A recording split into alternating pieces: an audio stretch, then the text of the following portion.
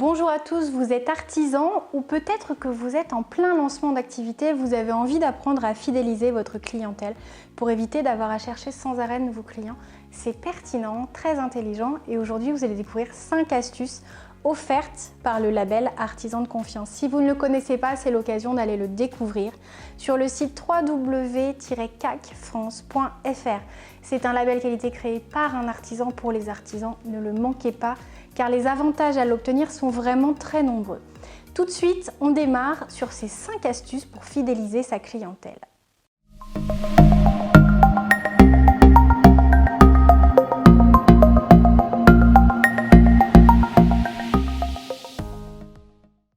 Bonjour à tous, Valérie Sauva, je suis la présidente du label Artisan de Confiance et je tenais à vous offrir aujourd'hui 5 astuces pour vous aider à fidéliser votre clientèle et finalement à développer votre chiffre d'affaires avec une plus grande facilité grâce à ce levier.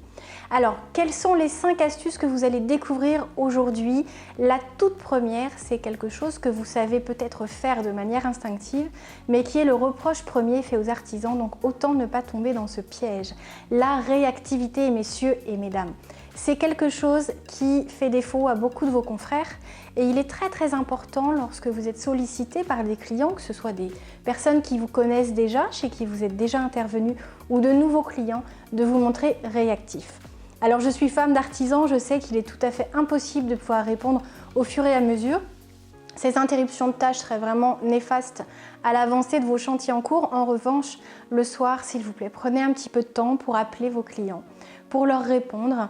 Ou si vous ne pouvez pas le faire le soir parce que vous avez trop de rendez-vous, essayez dès le lendemain de rappeler vos clients de manière à pouvoir montrer que vous avez pris en compte leurs demandes, qu'il n'est pas besoin d'attendre 2 jours, 3 jours, 4 jours.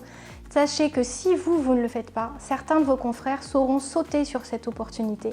Et c'est vraiment dommage de manquer un chantier, surtout si c'est l'un de vos clients. Ne le perdez pas bêtement. La deuxième astuce, fidélisation client, va être sur quelque chose qui est peut-être plus délicat. Vous êtes très bon sur les chantiers, du moins je l'espère. Il y a une chose peut-être qui est plus délicate pour vous, c'est vraiment écouter les attentes clients. Avec les connaissances, l'ampleur de tout votre savoir-faire, vous avez tendance peut-être à avoir certains préjugés ou certaines idées sur ce qui va le mieux convenir à votre client. Or, ces critères ne sont pas vos critères. Apprenez à écouter activement ce qu'il espère, ce dont il rêve, ce qu'il attend, ce qui va faire partie de ses critères de décision. Certains vont ne regarder que le prix, vous le savez. Certains vont plutôt être axés sur quelque chose qui va toucher à la sécurité et ils préféreront mettre plus cher. D'autres vont miser la qualité, d'autres vont bientôt vendre leurs biens et donc la qualité, peu importe tant que ça tient jusqu'à la vente. Donc écoutez vraiment attentivement les envies, les désirs et les besoins de vos clients. Vous allez ainsi vous démarquer de vos confrères de manière très efficace et puis c'est très agréable pour tout le monde de savoir écouter, de voir que finalement ce dont on a besoin, eh bien, ça a été compris par le professionnel qu'on sollicite. On parle de se démarquer, ça nous amène sur la troisième astuce pour fidéliser ses clients. Alors quelle est cette astuce, quelle est cette technique qui permet vraiment de rassurer son client, de se démarquer des confrères, de montrer toute sa qualité de travail, sa qualité de démarche, de relation, son sérieux?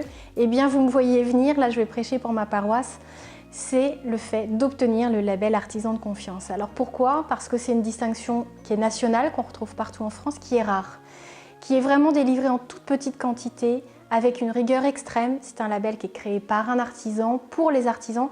Ça vous permet, vous, d'officialiser la qualité de votre travail, de montrer à vos clients que eux ont peut-être été satisfaits de vos prestations, mais qu'ils ne sont pas les seuls, que c'est vraiment un témoignage unanime de la part de vos anciens clients qui ont voulu vous encourager, vous aider à obtenir justement cette distinction. Soyez-en fiers, utilisez-la comme beaucoup d'artisans labellisés savent le faire, avec vraiment tout ce que ça représente, l'atout confiance, cette relation qui peut se tisser plus facilement avec le client, qui voit que pour vous, la satisfaction de vos clients prime, que c'est grâce à ça que vous avez pu prétendre à l'obtention du label, que votre sérieux a été vérifié et que votre qualité de travail est vraiment à la hauteur de leurs espérances. Donc ne vous privez pas de ce de ce facteur finalement de réassurance, c'est-à-dire que vos clients, même en vous connaissant, eh bien, le fait de voir que vous rentrez dans une démarche qualité, c'est un vrai plus. Il faut savoir qu'aujourd'hui, beaucoup de vos confrères se forment, se spécialisent, ont des arguments commerciaux des fois très très forts alors qu'ils n'ont pas votre technicité. Ne vous faites pas passer devant par des gens qui savent très bien se vendre, mais qui n'ont pas cette qualité de travail, ce soin apporté au moindre détail, que ce soit de leur relation ou du travail en lui-même. Donc le fait d'obtenir le label qualité artisan de confiance sera vraiment pour vous une manière de fidéliser vos clients parce qu'ils vont voir que vous vous engagez bien au-delà d'un chantier, que vous allez vraiment pousser la qualité de votre relation plus loin et que vous teniez à prouver à chacun de vos clients votre engagement par cette obtention de label. N'hésitez pas à aller sur le site, vous aurez tous les renseignements pour savoir comment y prétendre. Ensuite, le quatrième point, comment est-ce qu'il est encore possible de fidéliser ses clients? Eh bien, lorsque vous proposez quelque chose, lorsque vous êtes sollicité, que ce soit pour une création, une rénovation, une mise aux normes ou un dépannage, allez au bout des choses. Proposez vraiment une prestation complète à vos clients. Voyez le projet avec leur regard et ce qui peut leur convenir au mieux.